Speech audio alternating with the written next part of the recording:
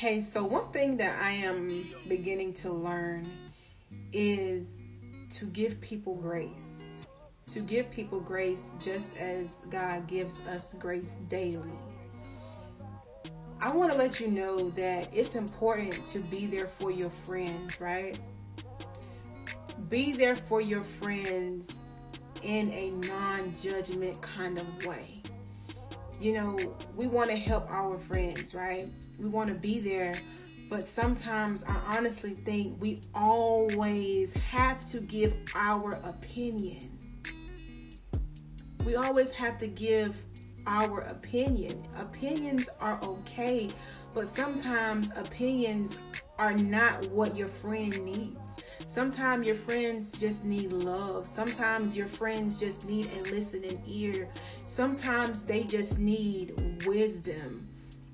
They need guidance. They need comfort. We always come to our friends, girl, you shouldn't do this. You shouldn't do that. I think you should do this. I think you should do that. Instead, just listen. Just have your friends back. You know, sometimes we're not going to always agree with what our friends are doing, right? We're not going to always agree on the guy that they keep going back to, but just be there for your friend. This is Saturday Self-Love with Aunt Judith. If I can tell you anything, I just want you to know, stop giving your highest honor away and then get disappointed when people fail you. They never deserved it in the first place. That's like giving a baby $100 bill. They don't understand the value. They don't understand the worth. This is not the season to try to... You're not in an interview. Let's just say that. You're not in an interview. Stop trying to prove yourself to why you deserve to be in this person's life, or this person needs to be in your life, or trying to change a person who's clearly letting you know that they do not want to change and they don't see your value. Move on, okay? That's the sign. That's the prayer. You've been asking the Lord, there's the sign. Okay, the sign is that they don't value you, okay? That's the sign. Move on, onward, upward, escalate, move forward. Now just remember, you can wrap it up, you can birth control it, but you can still catch feelings. Not me, but y'all stay safe out there. This is for my sisters with big titties, including myself, because I haven't learned this lesson yet. Stop taking fashion advice from bitches with small titties. Stop it. Stop it. The clothes don't look the same on us. We be trying to look like this, all cute and dainty, and really we be looking like this. Look at this. Busty. Voluptuous. A little pornographic. If you're into that, that's cool, but you're not going to look like that. We don't look like that. Stop taking advice from them. This message is for my black ladies, so if you're not black and you're not a woman, you don't identify as a woman, please keep scrolling. Dear black women, the next time you are dealing with a man, ask yourself, would you accept this behavior from a white woman? If a white woman treated you the way that some of these niggas are treating you, would you accept this behavior? Would you? Because I think you would. Black women to duet this video with the best advice you ever received from another black woman. The first piece of advice I got from my Aunt Pop. And that advice is, don't argue with people about your choices. And don't feel like you have to justify your choices. Make up your mind about what you're going to do and do it. The other piece of advice I got from another aunt. And it's basically, people who sit around and tell you all everybody else's business, sit around and tell everybody else all your business. The third is one that I carry in my heart with me everywhere I go. And it's only stay where you're respected. Only stay where you're honored. Only stay where you're loved. I planned a birthday lunch and all of my friends got too busy and couldn't come. First of all, girl, I am so sorry that happened to you. Like, nobody deserves that, and I feel you, because I personally had my fair share of birthdays ruined by friends. But my unsolicited advice would be to start doing what you want regardless of who shows up and who doesn't, because at the end of the day, it's your birthday, and you're celebrating yourself, and you're going to have fun regardless, right? Granted, it's always fun to do things with friends, but don't get to the point where you're relying on your friends to do things with you for you to have fun. So with that being said, girl, if you want to take yourself out to a nice 5-star dinner, take yourself out to a nice 5-star dinner. If you want to treat yourself to an event, treat yourself to an event, honey. Treat yourself to a spa day, nails, hair, massages, facials, all that. Do that, girl. So just remember, at the end of the day, do it for you. There's a lot of black women who are not dating anymore. We quit. What's crazy is I used to think this was strange when I was younger. I couldn't understand for the life of me why black women were not dating, why they didn't want to be married, why they didn't want to get remarried. And now that I'm a fully grown woman, I understand. The emotional, mental, and physical labor that goes into having a relationship is a lot.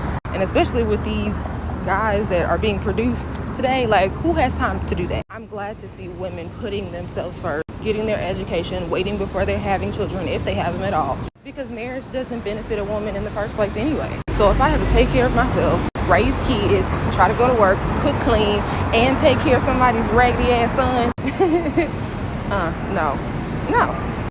Listen, age and experience don't automatically make you right. You can be old and wrong, experienced and still wrong, but are you wise?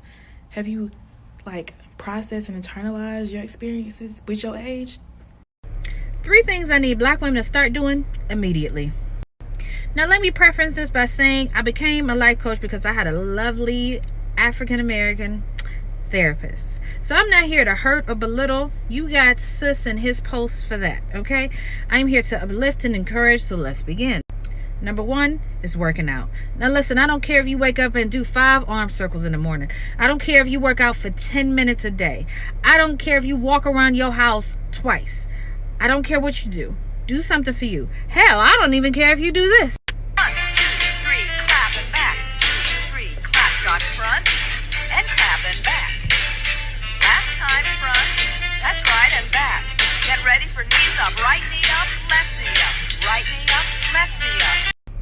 I tried to find the original post to give credit where credit is due, so to whoever made that, thank you. You tickled myself. Number 2, I'm trying to make this short. Start or finish or continue therapy.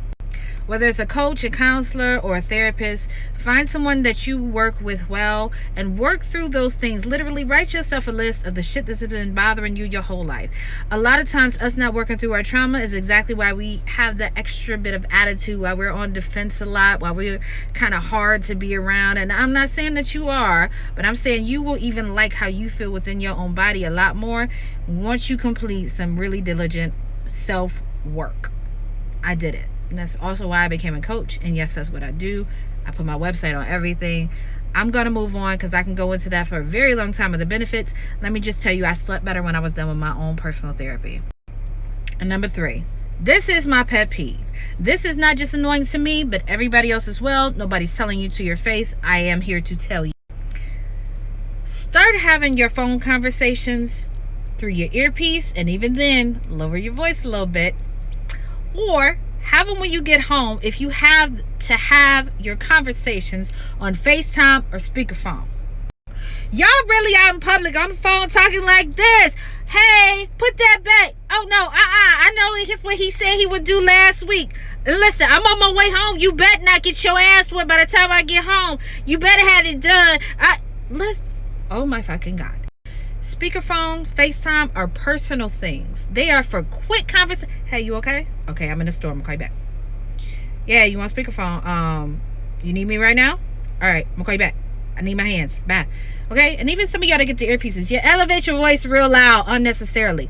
Please, please, please get off FaceTime, get off speakerphone in public, and turn down your car too. We don't need to hear your business.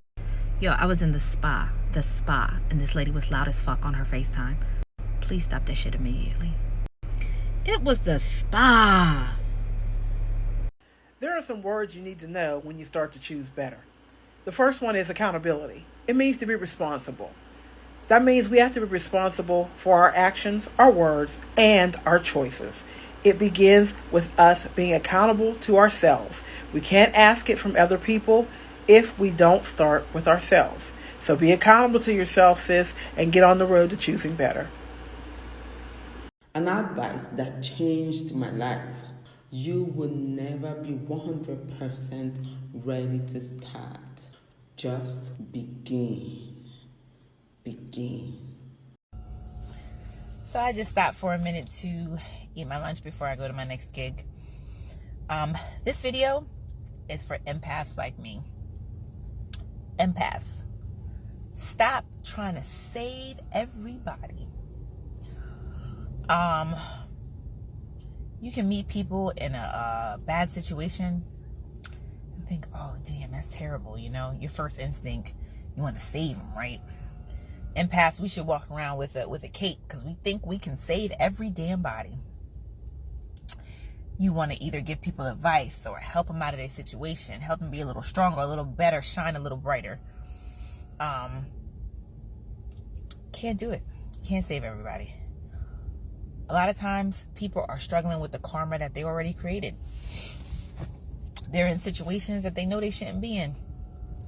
And they are pushing that energy out to other people. You don't know who's jealous of you. You don't know who's secretly wishing that you fall. So that karma you're trying to save people from, you can step in it. It could get onto you. Because you weren't supposed to come between that person and what they were going through. They earned what they were going through. I know it's our natural state to try and help others. And I'm not saying the world doesn't need more of it. But however you can filter out who's going through something because they need help and who's going through something because that's really how they live their life. They live a shiesty life. So the universe has to return it to them. That's all I'm saying. You need to let them eat that shit up the way I'm eating my lunch over here. You know? Bon appetit. Lessons to be learned. Ladies, when you see these videos talking about narcissistic behavior, giving you terms such as gaslighting, love bombing, things like that, I advise you, pay close attention. This is not just a topic people are on right now. People are going through this in everyday life. And more men than you know exhibit these qualities. Pay attention and look at your own relationships. Just some advice. Never let anyone tell you what you cannot do. Let me share a story with you really quick. I had a conversation with someone one day and they just randomly asked me, hey Latoya, what do you want to do? What are some things you want to accomplish? And I said, you know what? I would love to write a book and one day become a best-selling author. And I kid you not, this person looked me in my face and said, that's not possible. You can't do that. Don't quit your day job. And you know what I did? I did not go home crying or feeling sorry for myself. Instead, I used it as fuel and I quit my day job and I wrote that book and I became a best-selling author. That's exactly what I did. I used it as fuel and so should you.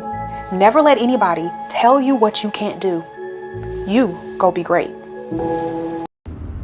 So this is what Aunt Judith, do y'all wake up and just be like, some of y'all really do wake up and say, I wonder how I can make somebody miserable today. Let me tell you something. That's why stuff don't go good for you. That's why you ain't blessed. Because you're too messy. Clean up. Clean up. Clean up, clean up, clean up. Leave people alone. If them people your ex, let them stay an ex. If you see them doing good, don't take your behind over there trying to ruin their day. If y'all said that y'all not going to be together, y'all not going to be together. And then if they doing good, making themselves happy, taking themselves somewhere where they finding the place they done got over you, and here you go, going to bring yourself over there to make them miserable. The devil is a liar. Who are you? And you wondering why nothing ain't going good for you. Because you're too messy. Clean up. Clean up. And get yourself together. You don't live a good, blessed life by making others miserable. That's not how you live, baby. Leave these people alone. It's okay. Go be happy. Find a hobby. Stop making people's lives miserable. Okay, so this is really going to sound like spiritual advice, but just hang in there. I promise it is career advice. I hope that you're using affirmations or prayers or meditating on your career. Because as I've mentioned, it is 100% mindset. And if you're not, start now. But I'm about to share with you some wisdom. What you think you can have in your career is what you will have. And so while I was thinking about this TikTok, I was also considering the word amen and what it means. The loose translation of amen is so be it, or it is so, or truth. And so after you say a prayer, what you're really saying is that this is truth. Okay, so here comes the career stuff. At this moment in time, whether or not you're in your dream job or not, or you're at a toxic career or not, the future is possible for you. A future where you're not stressed, or you're in your dream job, you're happy at work, you're making the type of money that you deserve to be making. It's possible. It's also just as possible for you to stay in a career that really just keeps you back and holds you down. And so what I'm saying is, realize today that your words and what you say is going to happen, and your mindset is 100% what's going to get you there or not. And what I'm saying today is, for everything that you have in your career, for all that you want and all that you will have, amen, girl. It is so. And I'm wishing you so much success in your job search. You got this. I just want you to also believe that. October 2019, my grandmother died. And one of the things that I had learned from observing my grandparents' marriage is they didn't want to be married. I was 28 when my grandmother died. I had never seen them share a room. I had never seen them hug each other. I had never seen them kiss each other, except for once when they came back from a church wedding retreat. But that lasted for like 2 days. And I'm saying this, I partially grew up in that house. Half of my childhood, I lived in that house. Never saw it.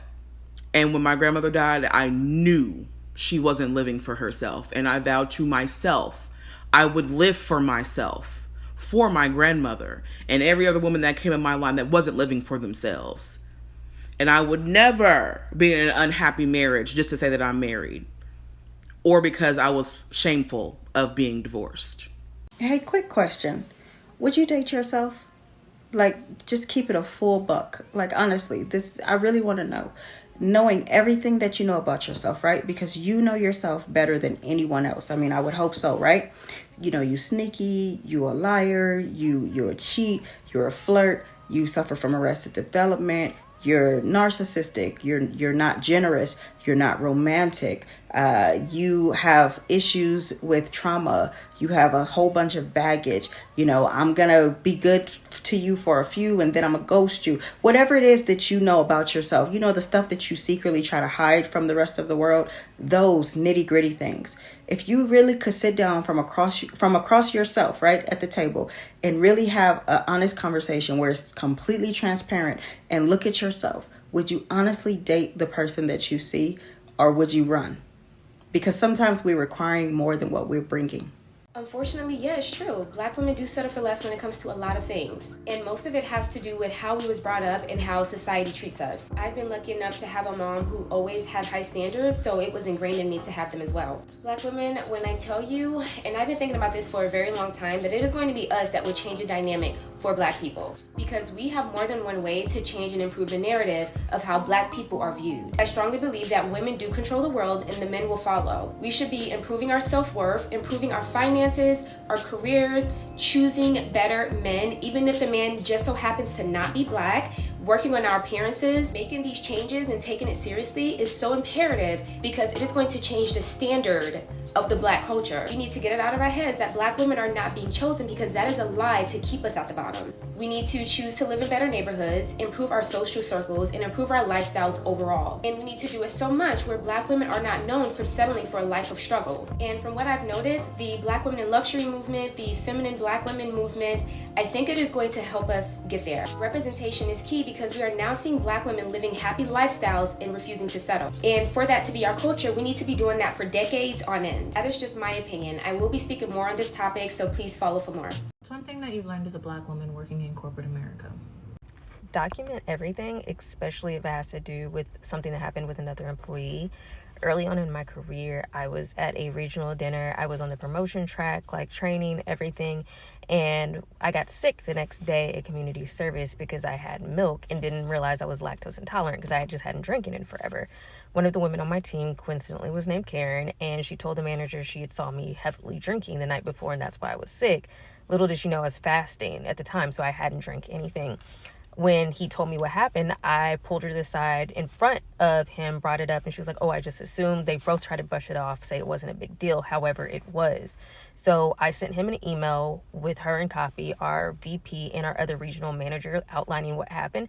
And the rumor had already spread around. So that, like, documenting it and having it in my file was the only thing that had saved my job at the time. All right, if you're not already, make sure you're following and save this video because it might be a little long. So let's unpack what I mean when I say we are the prize. So for professionals of color, and specifically to the Black women I'm talking to today, we sometimes forget the value that we bring to these spaces. Like, statistics and data show that diverse teams are better performing. They bring in more money to the company. Like, our presence is literally a prize because we bring that diversity of thought, those experiences, these values, and of course, our incredible work ethic, our skills, our culture. Like, we bring a lot of value to the companies that we choose to join and devote our time to. So that's what I mean when I say we are a prize. Like, us being there is a guaranteed value add.